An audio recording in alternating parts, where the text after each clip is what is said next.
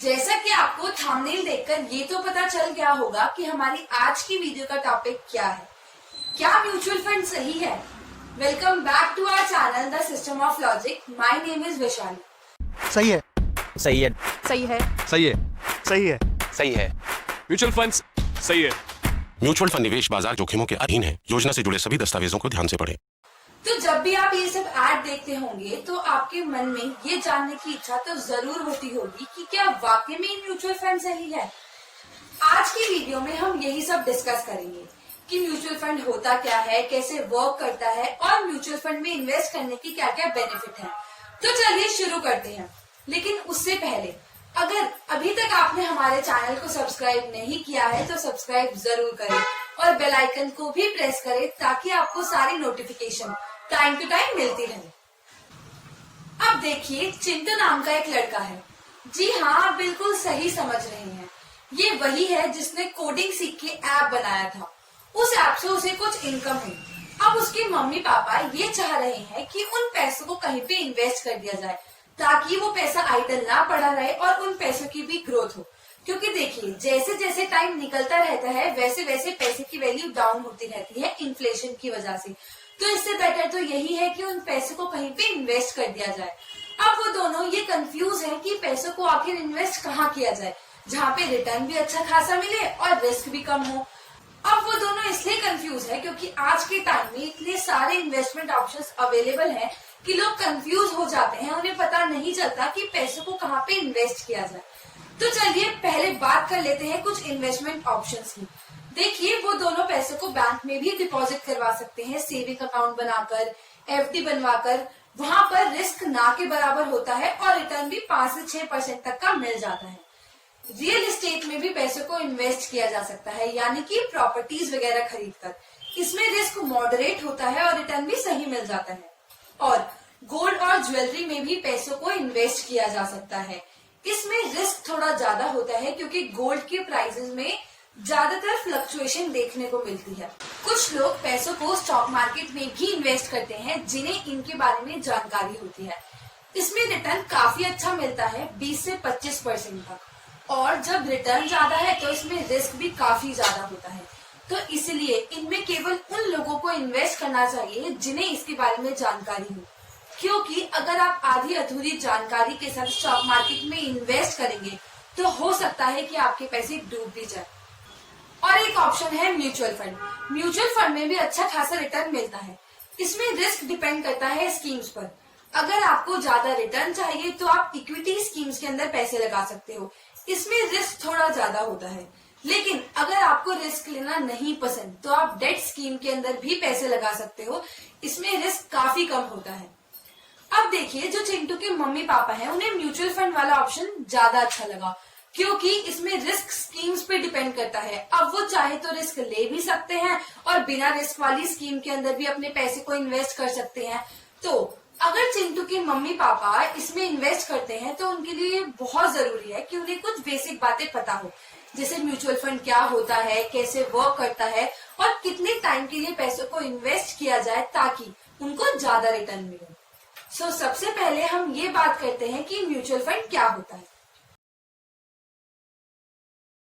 Mutual fund का concept generally उन small investors के लिए होता है जिनको स्टॉक मार्केट के बारे में ज्यादा नॉलेज नहीं होती। तो वो लोग सिक्योरिटीज मार्केट में इन्वेस्ट करते हैं through mutual fund. Mutual fund का काम होता है लोगों से पैसा इकट्ठा करना और फिर सिक्योरिटीज मार्केट में इन्वेस्ट कर देना। वहां से जितना भी रिटर्न आता है उसमें से कुछ परसेंटेज काट कर इन्वेस्टर में डिस्ट्रीब्यूट कर दिया जाता है। म्यूचुअल फंड को स्टैब्लिश किया है ट्रस्ट की फॉर्म में, जिसका काम होता है कि वो पहले पब्लिक से पैसे रेज करे अपनी स्कीम्स को ऑफर कर एंड देन जो भी पैसा इकट्ठा किया है उसको इन्वेस्ट कर दे अलग अलग सिक्योरिटीज में। इसके अंदर कमोडिटी मार्केट और मनी मार्केट भी इंक्लूड है। म्यूचुअल फंड की शुरुआत यूएसए में हुई थी 1930 में। उसके बाद इंडिया में म्यूचुअल फंड की शुरुआत हुई 1964 में यूटीआई की स्टैब्लिशमेंट से, यूनिट ट्रस्ट ऑफ इंडिया। अब बात करते हैं कि म्यूचुअल फंड को कौन कौन एडमिनिस्टर करता है। सबसे पहला कॉन्स्टिट्यूएंट है एएमसी, यानी कि एसेट मैनेजमेंट कंपनी। ये एक कंपनी है। हर एक म्यूचुअल फंड को एएमसी रखना होता है। एएमसी का काम होता है फंड्स को मैनेज करना। इनको फंड मैनेजर भी कहा जाता है और ये सेबी के साथ भी रजिस्टर्ड होते हैं। दूसरा है स्पॉन्सर। स्पॉन्सर वो होते हैं जो म्यूचुअल फंड को स्टैब्लिश करते हैं। तीसरा है ट्रस्टी। ट्रस्टी का काम होता है मैनेजमेंट संभालना। जैसे एक कंपनी में बोर्ड ऑफ डायरेक्टर्स होते हैं, बिल्कुल उसी तरह से म्यूचुअल फंड में ट्रस्टीज होते हैं। और फिर आते हैं यूनिट होल्डर्स। यूनिट होल्डर्स वो होते हैं जो म्यूचुअल फंड की स्कीम में इन्वेस्ट करते हैं। एएमसी उनको यूनिट्स अलॉट कर देती है। जैसे एक कंपनी में शेयर होल्डर होते हैं, वैसे ही म्यूचुअल फंड के अंदर होते हैं यूनिट होल्डर्स।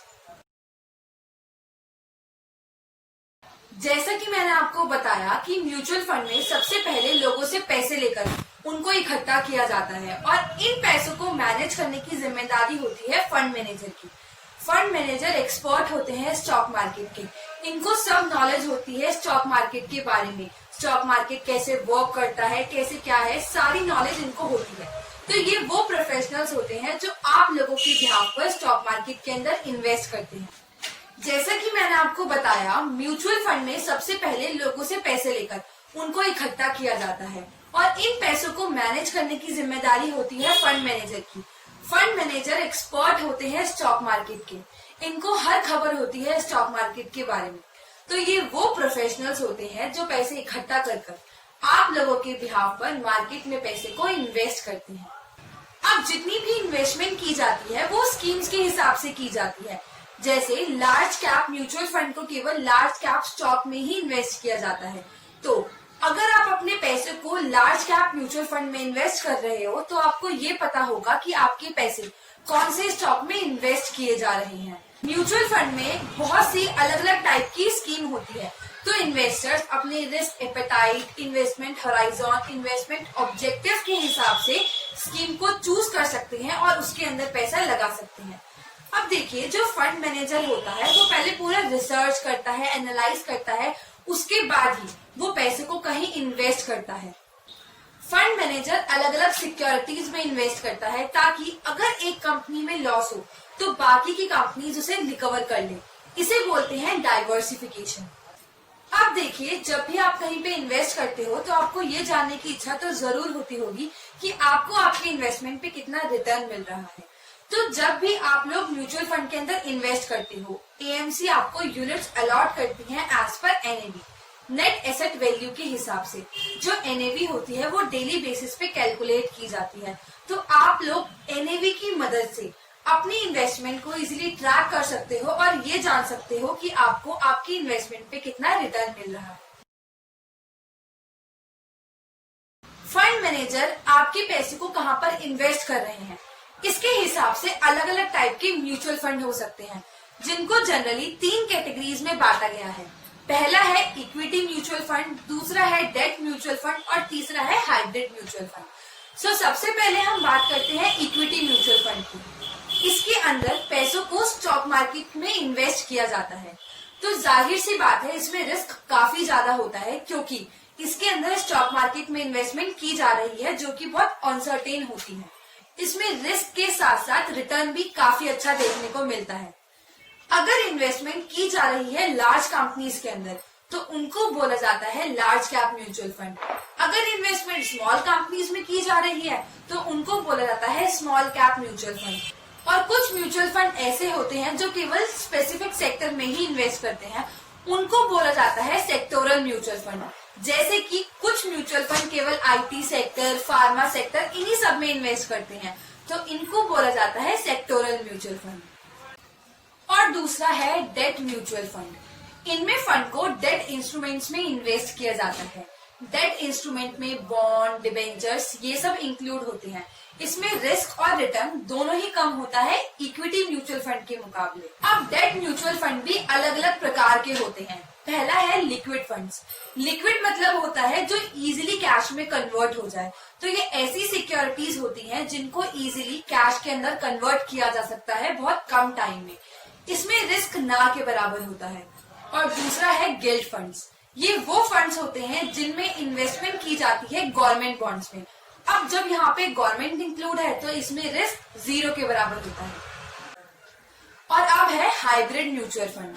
इनमें फंड्स को दोनों में इन्वेस्ट किया जाता है, इक्विटी में भी और डेट में भी। ये उन लोगों के लिए अच्छा ऑप्शन है जो अपने सारे पैसे केवल इक्विटी में इन्वेस्ट नहीं करना चाहते, बल्कि डेट और इक्विटी दोनों में प्रोपोर्शनेटली इन्वेस्ट करना चाहते हैं। अगर दोनों में इक्विटी का प्रोपोर्शन ज्यादा होता है तो उन्हें कहा जाता है इक्विटी ओरिएंटेड बैलेंस फंड्स, और अगर डेट का प्रोपोर्शन ज्यादा होता है तो उन्हें बोला जाता है डेट ओरिएंटेड म्यूचुअल फंड्स।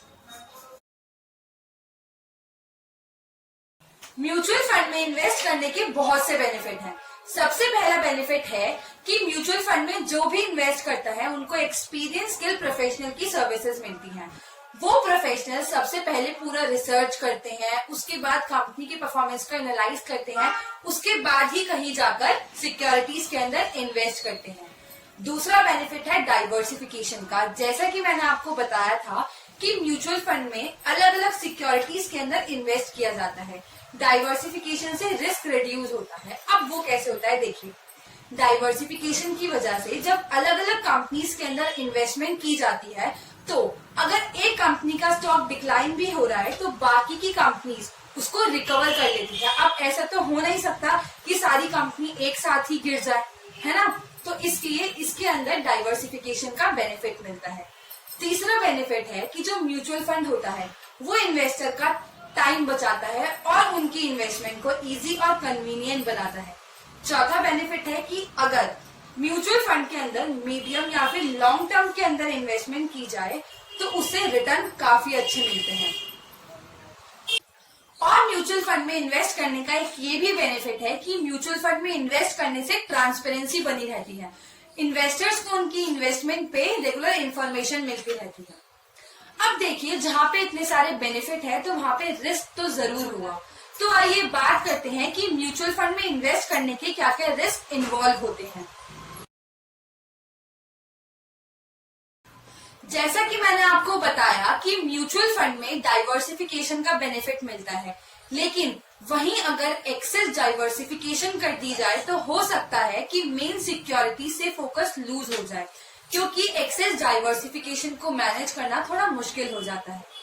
दूसरा रिस्क ये भी हो सकता है कि अगर फंड मैनेजर प्रॉपर तरीके से रिसर्च ना करे, एनालाइज ना करे कंपनी की परफॉर्मेंस को, तो हो सकता है कि रिटर्न भी काफी कम हो जाए। और कभी कभी फंड मैनेजर रिस्क को आइडेंटिफाई भी नहीं कर पाते, क्योंकि रिस्क को आइडेंटिफाई कर पाना बहुत मुश्किल हो जाता है। तो एक ये भी रिस्क है म्यूचुअल फंड में इन्वेस्ट करने से। तो दोस्तों, आज की वीडियो यहीं तक। अगर आपको हमारी वीडियो पसंद आई हो तो वीडियो को लाइक करना ना भूलें और सब्सक्राइब करें हमारे चैनल को फॉर मोर एजुकेशनल वीडियोस।